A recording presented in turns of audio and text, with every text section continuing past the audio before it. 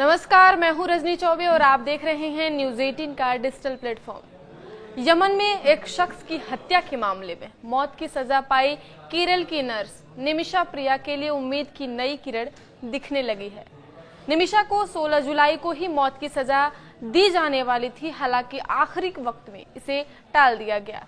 Yemen के हुती प्रशासन के इस फैसले के पीछे भारत सरकार की हालिया कूटनीतिक कोशिशों को बड़ा कारण माना जा रहा है। सरकार ने पीड़ित परिवार और निमिषा के परिवार के बीच समझौता कराने के लिए अतिरिक्त समय मांगा था, ताकि ब्लड मनी के तहत शरिया कानून के अनुसार माफी मिल सके।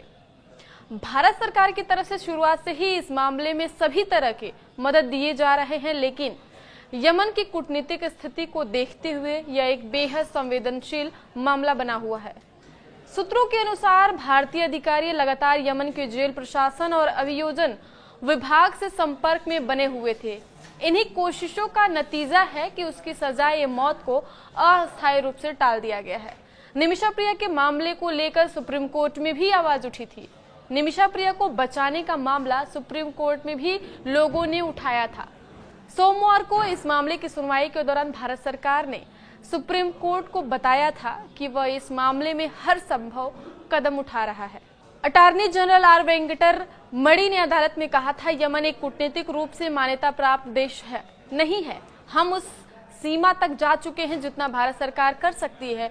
हम इसे सार्वजनिक नहीं करना चाहते थे, इसलिए हम पर्दे के पीछे निजी तौर पर कोशिशें कर रहे हैं।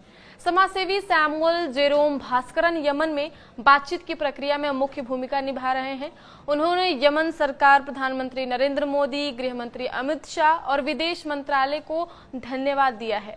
वहीं केरल से मुस्लिम धर्मगुरु कंथापुरम एपी अबूबकर मुसलमियार ने भी हस्तक्षेप किया है। उन्होंने यमन के एक प्रमुख सूफी विद्वान से पीड़ित परिवार से बातचीत कर माफी दिलाने की कोशिश करने की अपील की है।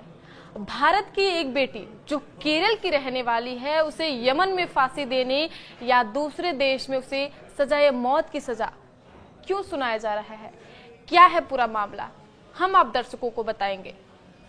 केरल के पलक्कड़ की रहने वाली निमिषा प्रिया पेशे से एक नर्स हैं और 2008 में नौकरी के लिए यमन गई थी। उन्होंने 2011 में केरल निवासी टॉमी थॉमस से शादी की। दोनों ने यमन में क्लिनिक खोलने की योजना बनाई, जिसके लिए स्थानीय साझेदार अनिवार्य थे। इसलिए उन्होंने तलाल अब्दो महकी नामक यमनी नागरिक की मदद ली थी। लेकिन बाद में मेहदी ने निमिषा को प्रताड़ित करना शुरू कर दिया, उनके दस्तावेज जब्त कर लिए और कथित तौर पर उनके साथ दुष्कर्म भी किया। 2017 में निमिषा ने अपने साथी नर्स हनान की मदद से मेहदी को बेहोश कर दस्तावेज वापस लेने की कोशिश की। बेहद ज्यादा डोज देने के कारण मेहदी की मौत हो गई। घबराकर दोनों ने मेहदी का शव काटकर पानी की टंकी में फेंक दिया। हालांकि उन्हें गिरफ्तार कर लिया गया और 2018 में यमन की अदालत ने मौत की सजा सुनाई, जिसे यमन के सुप्रीम कोर्ट और राष्ट्रपति रशाद अल अलीमी ने भी बरकरार रखा।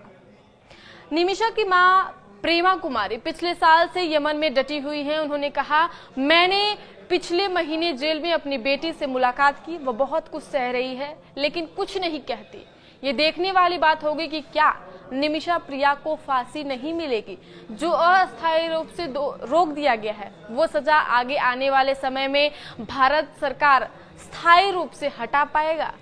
अब आगे क्या होगा इस मामले में? अब उम्मीद है, जताई जा रही है, ऐसा उम्मीद है कि अगर ब्लड मनी समझौता हो गया तो शरिया कानून के तहत निमिषा को माफी मिल सकती है। इसके लिए निमिषा का परिवार और भारत सरकार दोनों कूटनीतिक और सामुदायिक प्रयासों में लगे हैं। फिलहाल उनकी मौत की सजा टल गई है, लेकिन अंतिम फैसला तलाल मेहदी के परिवार की सहमति और स्थानीय अदालतों पर निर्भर करेगा। इस खबर में अपडेट के लिए आप देखते रहिए न्यूज 18 का डिजिटल प्लेटफॉर्म। धन्यवाद।